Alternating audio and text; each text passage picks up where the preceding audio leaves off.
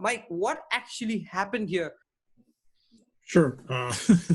That's a simple question, a very complex answer, but to try to break that down, Rar mentioned the question, were we prepared, or was the fact that we may have been ill-prepared, did that contribute to the decline in the economy?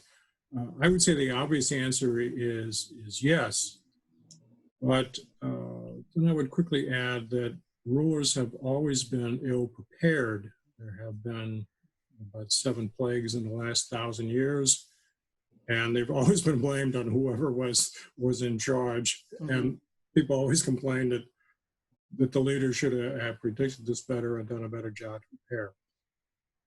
They don't tend to do that. In fact, 2,000 years ago, the earliest recorded plagues that many scholars think was the cause for the demise of the Roman Empire was blamed on the then Caesar Justinian, that he should have done more to prepare the people for the plague. Well, unfortunately, they're hard to predict.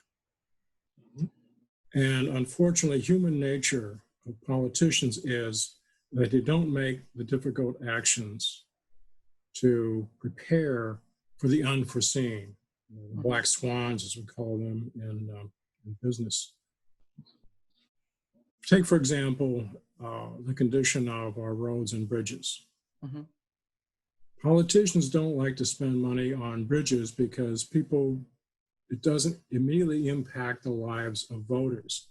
They'd rather hand out free turkeys or anything that provides an immediate payment back for the votes that they receive from the people. And if you spend money on bridges, who knows if you even needed to spend that much or that quickly. But then the bridges collapse, and then everybody blames the politicians for, well, why didn't you should have known that the bridge was unstable. You should have spent more money on maintenance and so forth. So we tend to keep going through that cycle and not learning from history. So I don't know that we can blame it all on the politicians. I think that we have to take some of the responsibility ourselves as citizens. And I think that we're seeing more citizen action now as a result of, for example, the George Floyd debacle. So we shouldn't wait for a crisis to develop before we demonstrate, before we tell our politicians what they should be doing, what we want them to do, before we ask them the difficult questions. Are our bridges safe? Are we prepared for the next epidemic? We don't know when it's going to come, mind you. We don't know what it's going to look like, but we know it's going to come.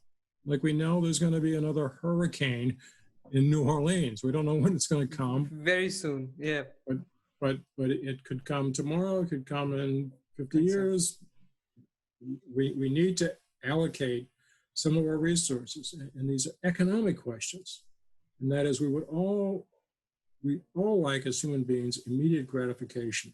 We'd all rather spend our limited resources and government to spend its limited resources on immediate gratification for us. We all want an immediately higher standard of living. We all want, a boat in the driveway. We all want a driveway, et cetera, rather than save money or put money away for retirement or for school or in case we have, a health crisis. In other words, human nature. Do we do that?